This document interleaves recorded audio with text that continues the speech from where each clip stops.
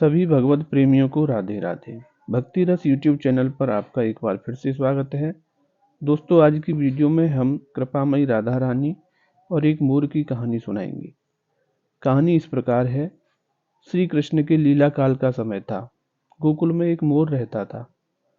वह मोर श्री कृष्ण का बड़ा भक्त था। वह श्री कृष्ण के चरणों में स्थान पाना चाहता था। इसलिए वह श्री कृष्ण के द्वार पर जा पहुंचा और उनकी भक्ति में हर समय एक भजन गाता। मेरा कोई न सहारा बिन तेरे, गोपाल सवरिया मेरे, काटो जन्म जन्म के फेरे, नंदलाल सवरिया मेरे। इस प्रकार प्रतिदिन वह यही गुनगुनाता रहता। एक दिन हुआ, 2 दिन हुए, इसी तरह पूरा वर्ष व्यतीत हो गया, परंतु श्री कृष्ण की कृपा दृष्टि उस पर नहीं पड़ी। एक दिन दुखी होकर मोर रोने लगा।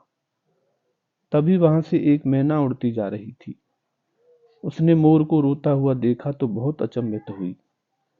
वह अचंभित इसलिए नहीं थी कि मोर रो रहा था, अपितु वह इसलिए अचंभित हुई कि श्री कृष्ण के द्वार पर कोई रो रहा था। मैना मोर के पास गई और मोर से बोली, हे मोर, तू क्यों रोता है?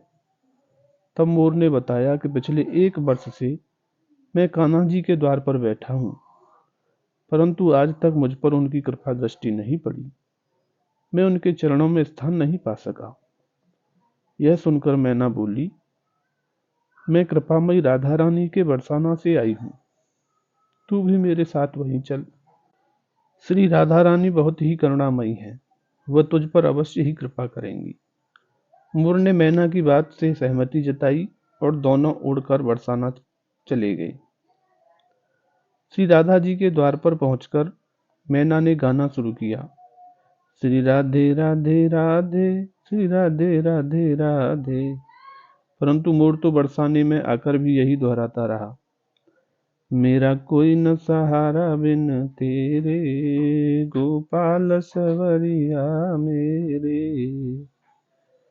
जब श्री राधा जी ने यह सुना तो वो दौड़ी दौड़ी चली आईं और प्रेम से मोर को गले लगा लिया।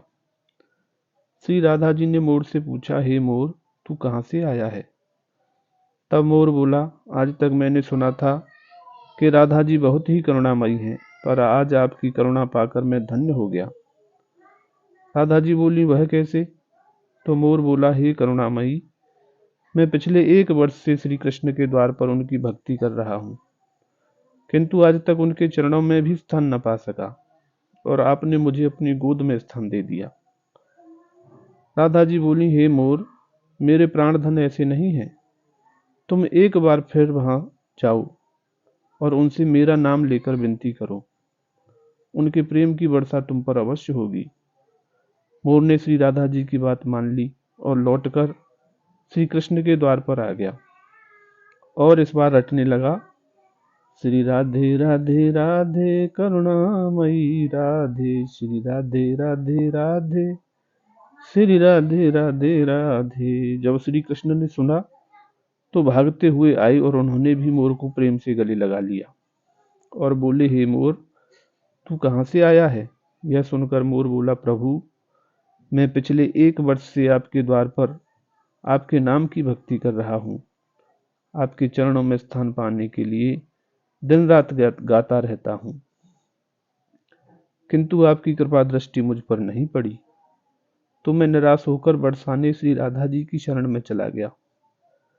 उन कृपामयी ने मुझे अपनी गोद में स्थान देकर मुझ पर कृपा की और आशीष देकर पुनः यह कहकर भेजा कि जा, तुझे कृपा निधान अपने चरणों में स्थान अवश्य देंगे। इस प्रकार मोर ने समस्त वृतांत श्री कृष्ण को कह सुनाया।